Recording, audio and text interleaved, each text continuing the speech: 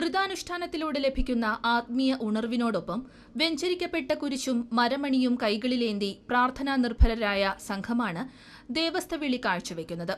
16-ാം നൂറ്റാണ്ടിൽ കേരള തീരത്തെത്തിയ പോർച്ചുഗീസുകാർ കൈമാറിയ കലാനുഷ്ഠാന രീതിയാണ് ദേവസ്ഥവിളി. ഈശോയുടെ ആ ഒരു പീഡാനുഭവം ഇതിനകത്ത് വളരെയധികം ഉണ്ട്. നമ്മൾ അത് ചിന്തിക്കാനും നമ്മുടെ മരണത്തെപ്പറ്റി ചിന്തിക്കാനും ആ പാപത്തിൽ നിന്നും മാറി ജീവിക്കാനുള്ള ഒരു കൃപാകരങ്ങളൊക്കെ എല്ലാം ഈ ദേവസ്ഥവിളിയിലുണ്ട്. തമിഴ് കലർന്ന മലയാളത്തിൽ ചിട്ടപ്പെടുത്തിയ പ്രാർത്ഥനാ ശ്ലോകങ്ങളായി അന്നാട്ടുകാർ അന്യഭാഷയിൽ നിന്നും രൂപപ്പെടുത്തി ജനകീയവൽക്കരിക്കുകയാണ് തുടർന്നുണ്ടായത്. അന്ധകാര ശക്തികളെയും മനുഷ്യന്റെ ദുരവസ്ഥയെയും രക്ഷകനായ ക്രിസ്തുവിന്റെ പീഠാസഹന വിളിച്ചുചൊല്ലലിന് തോൽപ്പിക്കാനാകും എന്നാണ് പരക്കെയുള്ള വിശ്വാസം.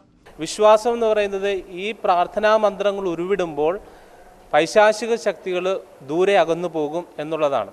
അതുകൊണ്ട് തന്നെ ഈ പ്രാർത്ഥന ചൊല്ലുന്ന സമയങ്ങളിൽ അടുത്തുള്ള ഭവനങ്ങളിലുള്ള ആളുകളെല്ലാവരും അവരുടെ വീടിൻ്റെ ജനലുകളെല്ലാം വാതിലുകളെല്ലാം അടച്ചിടും. അർദ്ധരാത്രിയോടെയാണ് മരക്കുരിശുമേന്തി ദേവസ്ഥവിളി സംഘം തീരപ്രദേശങ്ങളിൽ ഊരുചുറ്റുന്നത്. വിജനമായതും അനർത്ഥങ്ങൾ സംഭവിച്ചതുമായ സ്ഥലങ്ങളിൽ ഇവർ ഒത്തുകൂടി 4 ദിക്കുകളിലും ചെന്ന് ഉച്ചത്തിൽ പ്രാർത്ഥന ചൊല്ലുന്നു.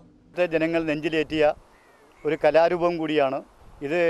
നിന്നു പോകാതിരിക്കാൻ സർക്കാരുകൾ പ്രോത്സാഹിപ്പിക്കാൻ വേണ്ട എല്ലാ സഹായങ്ങളും ഉണ്ടാകണം. വിശ്വാസത്തിന്റെ ശക്തിയാൽ അടിത്തറ പാകിയുള്ള ഈ പ്രാർത്ഥനാ രീതി ഇന്നും അന്യം നിന്നു പോകാതെ നിലകൊള്ളുന്നത് ഈ ജനതയുടെ പരിശ്രമം ഒന്നുകൊണ്ടു മാത്രം.